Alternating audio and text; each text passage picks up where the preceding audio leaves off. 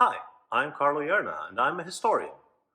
The canon in the history of philosophy that I used to teach every year looked a lot like this. A bunch of dead white males.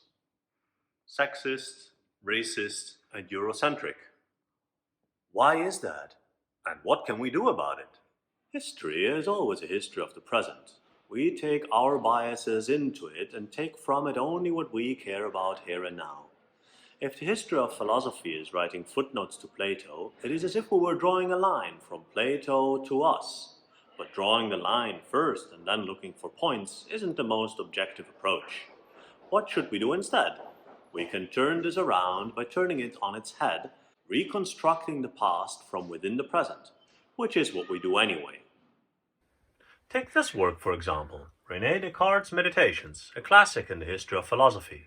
Only, in here, you will not find Descartes' own words, because it is a recent translation, which is based on the classical edition of Descartes' Latin works, which is again, on its own turn, based on the manuscript written by Descartes.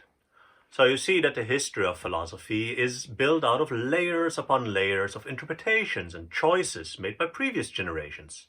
About half of all articles in prominent journals in the history of philosophy are about just 7 philosophers. This ridiculously narrow selection creates the illusion of solitary heroes.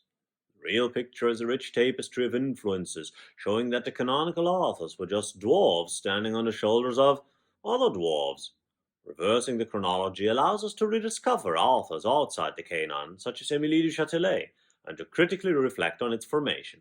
We have to understand this process and then reverse engineer it to create a more inclusive and diverse canon for the history of philosophy or any discipline.